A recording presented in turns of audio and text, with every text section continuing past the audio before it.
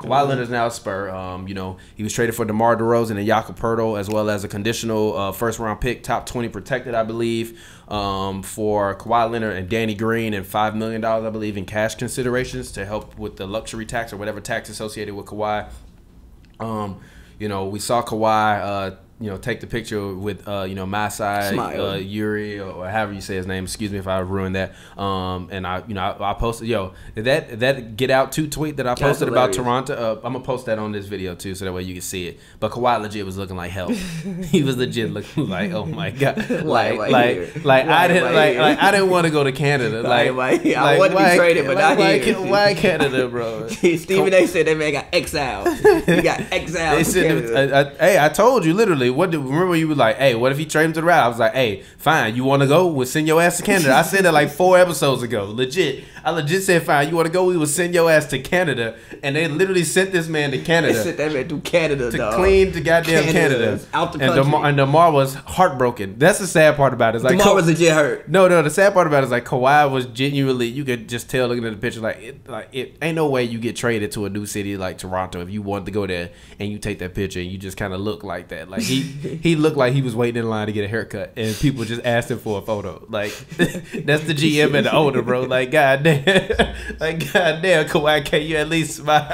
And like, DeMar was dejected. Yeah, man. DeMar was dejected. But what do you think about it? For one, the news broke in like the most Spursy way. For one, like the trade started at like 1 a.m. Like I'm at the club with my cousin. Shout out Keelan and Skylar. Yes, sir. I tap him like, yo, bro, look at this. You Kawhi finna get traded. We like, fuck. So we like talking about this mid club. I go to sleep, wake up in the morning, Kawhi is a Raptor. I'm like, yo, what the fuck? Yo, I woke up in the morning, he was a Raptor too. Yeah, then like I literally did the past daily hot take 5 minutes after I woke up. Like literally, I woke up in bed. I literally woke up in bed. Just do me a favor. Don't do any more daily hot takes in bed. I don't want to. The first thing I see in the morning is I don't want to see you laying in your bed giving me basketball hot takes. That's not the first thing I would. Sit your ass in the chair or something. What's wrong with you?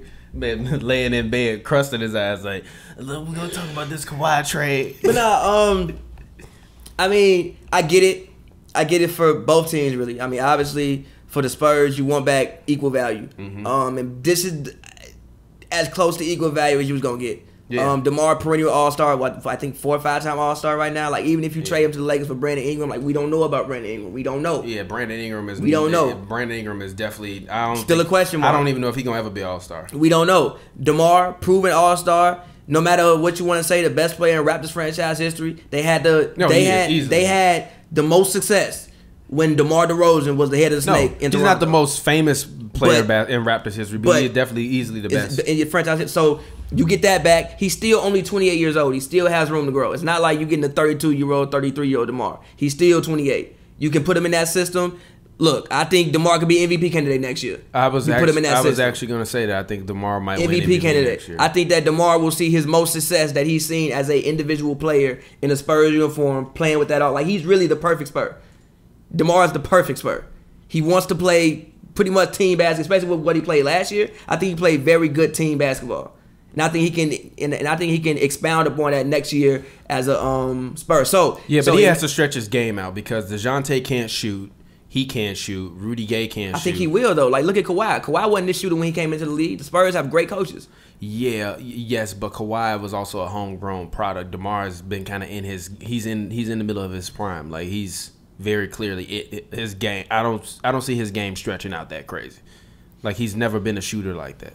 He's solid. I think he's that he solid. Gets about 35. No, we were having this conversation on King Watch. I'm sorry, on King Watch. Make sure you check out King Watch. Immediately follow Hoops and Brews podcast. Make sure if you haven't, you go in and you also search King Watch on YouTube. Watch those episodes. Brand new talk show. All LeBron, all Lakers.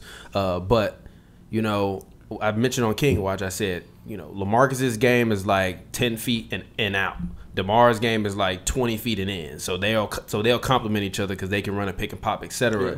But he just can't shoot like that. Like Kawhi is definitely a better shooter than he is. Yes. So in this offense, Danny Green is gone now. Your floor spacing is gone. So to me, it depends. If you start Bellinelli, then cool. If you start Rudy Gay, then you have no spacing on the floor. Yes, but see, I disagree because I think that DeMar can shoot at least 35% from 3. That's all I need. All I need is that at least when you raise up for 3, I can't be like, ha, ha, ha. I need to at least see people like this thinking about getting a hand out in your face. That's all I need.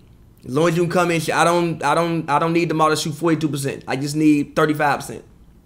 I think that DeMar, who's still growing as a player and showed that he can make plays, so I think that his game is still growing. Also, he wasn't as bad from three last year as he was 2 years ago. He's still growing. He's still improving. Yeah. So I think that he can shoot about 35% from three. So I get it for the Spurs from that sense.